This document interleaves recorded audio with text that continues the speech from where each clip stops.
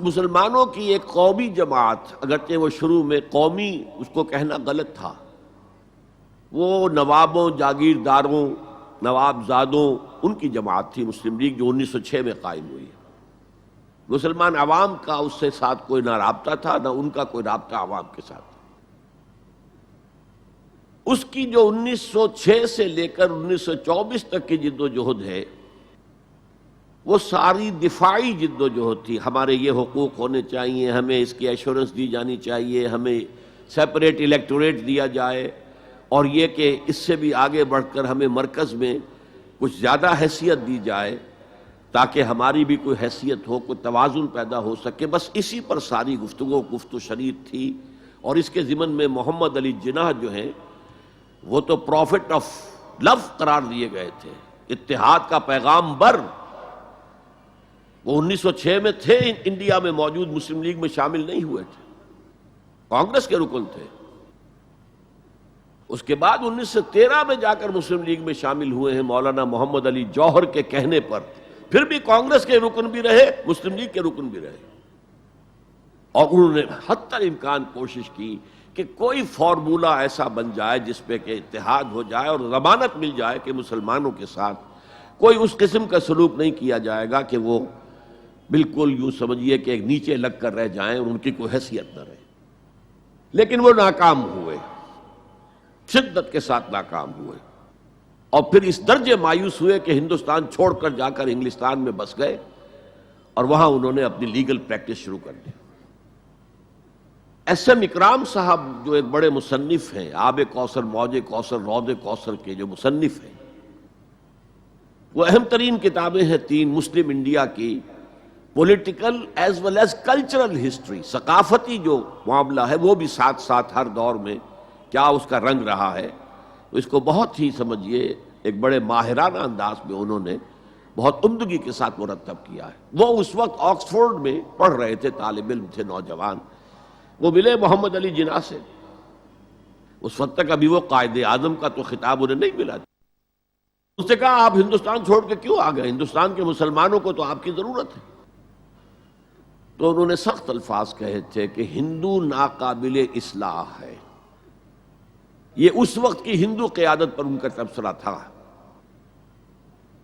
اور مسلمانوں کا حال یہ ہے کہ ان کا کوئی لیڈر مجھ سے صبح جو بات کرتا ہے شام تک ڈپٹی کمشنر یا گورنر تک پہنچا دیتا ہے، تو ایسی قوم کی قیادت میں کیسے کروں؟ لیکن اصل میں ایک ٹرننگ فیکٹر آیا ہے، turning point in the history of Muslim league movement, and that was 1930۔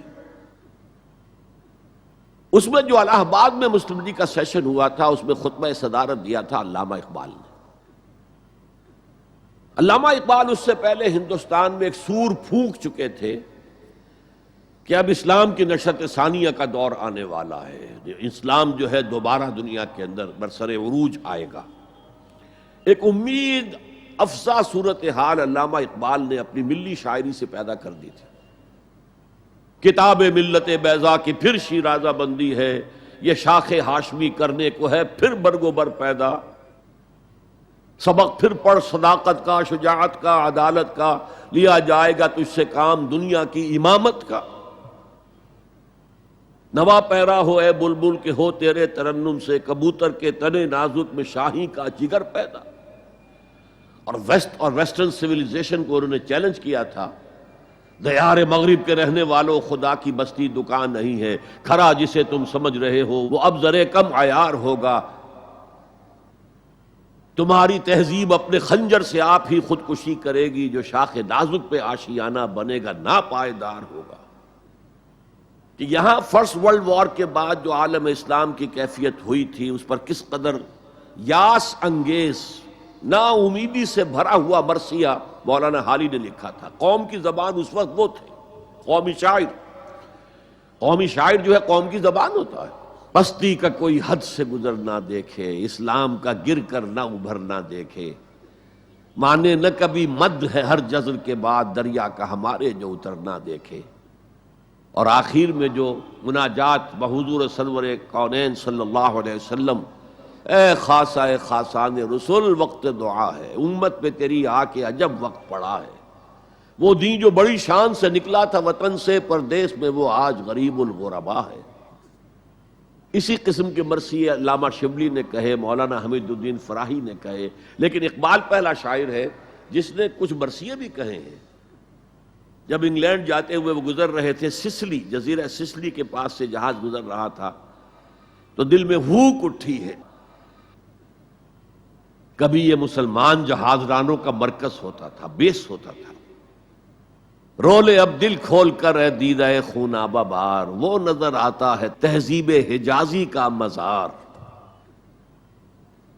تھا یہاں ہنگامہ ان صحرا نشینوں کا کبھی، بحر بازی گاہ تھا جن کے سفینوں کا کبھی۔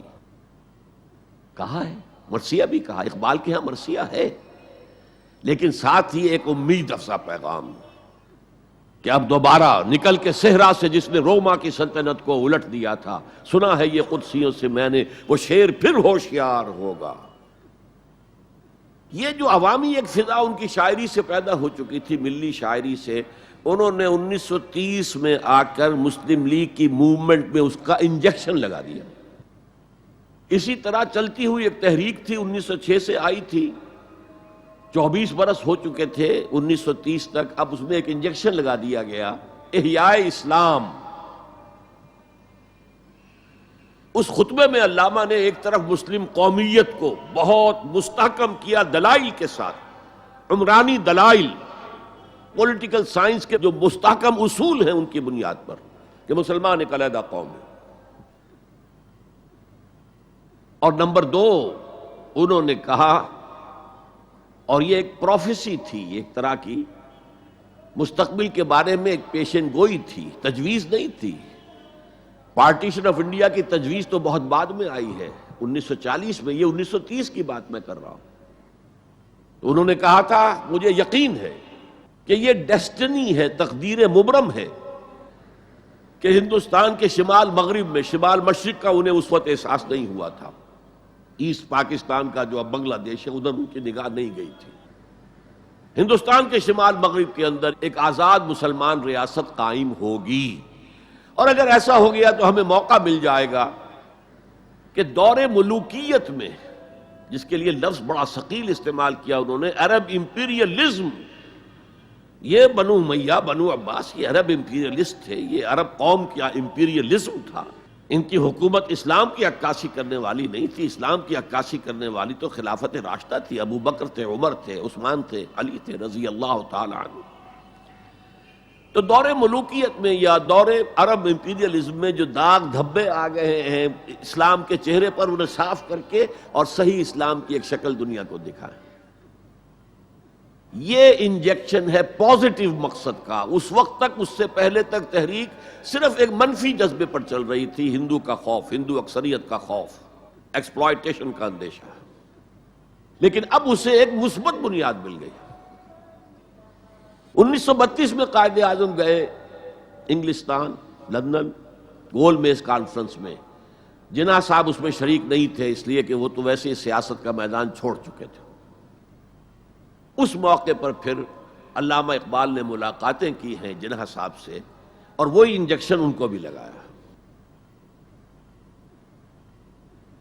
اور انہیں پھر آمادہ کیا کہ آئیں واپس ہندوستان، اور اس انجیکشن کے حوالے سے مسلمانوں نے ہند کو منظم کریں اور جمع کریں۔ تو یہ پھر تحریک پاکستان جو ہے، چونکہ مسلمانوں کے جذبات کے ساتھ اس کی ہم آہنگی، معجزہ ہو گیا کہ مسلم مائنورٹی کے پروونسز نے کس طریقے سے یکجا اور یکسو ہو کر اس موومنٹ کو سپورٹ کیا، حالانکہ انہیں معلوم ہے کہ کسی بھی حساب سے ان کے تو پاکستان میں شامل ہونے کا کوئی امکان تھا ہی نہیں، بلکہ تحریک مسلم لیگ اصل میں مائنورٹی پروونسز کی تحریک تھی۔ جو صوبے بعد میں پاکستان میں شامل ہوئے ہیں ان میں سرحد میں تو کانگریس کی حکومت تھی ٹل دی لاسٹ ڈیٹ، پنجاب میں یونینسٹ حکومت تھی ٹل دی لاسٹ ڈیٹ، صرف ایک سندھ تھا مغربی پاکستان میں کہ جو وہاں مسلم لیگ کی حکومت تھی۔ ہاں، بنگال میں مسلم لیگ کی حکومت تھی، اور بنگال ہی مولد ہے جہاں ولادت ہوئی ہے 1906 میں مسلم لیگ کی، اور طویل ترین عرصے تک مسلم لیگ کی حکومت وہاں رہی۔ اب بھی وہاں پر تحریکیں چلتی رہتی ہیں اینٹی پاکستان، 2 مرتبہ پاکستان نے ایئر فورس بھی استعمال کی ہے وہاں پر، یہ سب کچھ آپ کو معلوم ہے۔ بہرحال اس کے نتیجے میں ملک تقسیم ہو گیا۔ خليل بالقرآن هو إمامنا على هداية الله آمتنا، كلام ربنا هدايتنا، عطاء جبريل على رسولنا.